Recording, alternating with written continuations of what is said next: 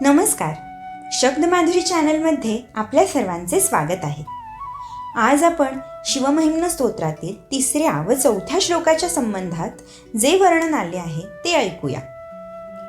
परमेश्वर अनंत सूर्यमालांचा निर्माता खरोखर या विश्वात खूप गूढ दडलेले आहे. विश्वाच्या जीवनचक्रात उत्पत्ती, स्थिती आणि लय या घटना वारंवार घडत असतात. परमेश्वर 3 भिन्न शरीरे धारण करून जीवनचक्र चालवतात. 3 शरीरे भिन्न असली तरी चैतन्य मात्र एकच आहे. शंकराने तांडव नृत्य केले आणि ब्रह्मांडात अनेक घडामोडी झाल्या. हे महादेवा, तू निर्माता आहेस म्हणून तू ब्रह्मा आहेस. हे ब्रह्मन, तू तांडव केलेस आणि विश्वाची निर्मिती झाली. तुझ्या तांडवातून डमरूचे नाद निघाले. या डमरूच्या नादातून संस्कृत वर्णमाला निर्माण झाली. वर्णमालेतून वाणीची निर्मिती झाली. अतिशय मधुर अशी वाणी ऐकून देवांचे गुरु बृहस्पती सुद्धा विस्मयित झाले आहेत.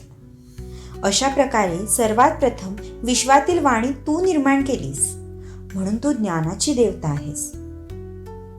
हे नटराज, विश्वामध्ये सर्वात प्रथम तू नृत्य केलेस. सर्वात प्रथम नृत्यातील तोडे तूच तयार केलेस. नृत्यातील अदा, नृत्यातील भाव याचाही आविष्कार सर्वात प्रथम तूच केलास. तुझ्या तांडव नृत्याने सर्वांना मंत्रमुग्ध करणारा खरोखर तू एक उत्तम नर्तक आहेस. म्हणूनच कलेची देवता म्हणून रंगमंचावर प्रथम तुझे पूजन केले जाते. तांडवातून नाद निर्माण करून विविध वाद्ये वाजवणारा सर्वात पहिला संगीतकार तूच आहेस. विश्वातला सर्वात पहिला चित्रकारही तूच.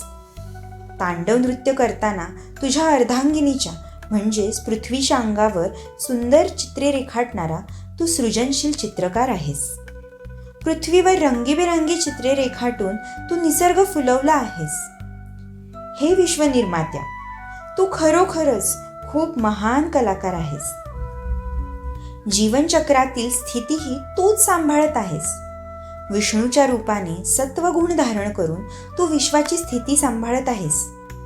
आकाश, वायू, अग्नी, जल, पृथ्वी ही पंचमहाभूते आणि सूर्यचंद्राच्या रूपाने सृष्टीचे पालन पोषण तूच करत आहेस.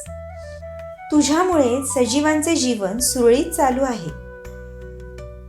हे विश्वपालका, सर्व गोपिकांना रासक्रीडेमध्ये रममाण करणारा तूच कृष्ण आहेस. कुरुक्षेत्रावर अर्जुनाचे सारथ्य करणारा तूच कृष्ण आहेस.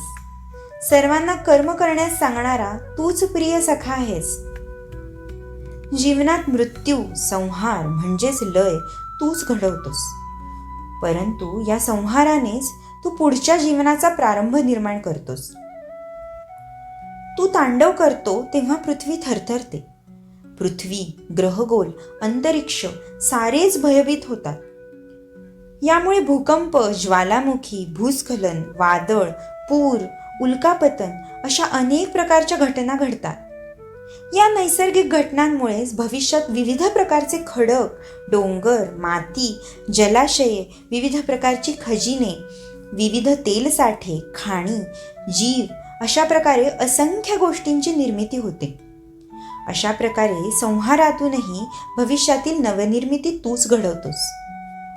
कोणत्याही जीवाला मृत्यू नसता तर पृथ्वीवर केवढी महाभयंकर अराजकता माजली असती याची कल्पनाही करू शकत नाही. सर्व जीवांना मृत्यू देऊन तू पृथ्वीचा समतोल राखतोस. हे विश्वनियंत्रक, सर्वांना मृत्यूचे भान ठेवायला लावणारा तू पवित्र काळ आहेस. परमेश्वराच्या उत्पत्ती, स्थिती, लय या त्रिक ऐश्वर्याचे वर्णनही वेदात केलेले आहे. परमेश्वराच्या या त्रिक ऐश्वर्याला मनोभावे नमस्कार. ओम नमः शिवाय.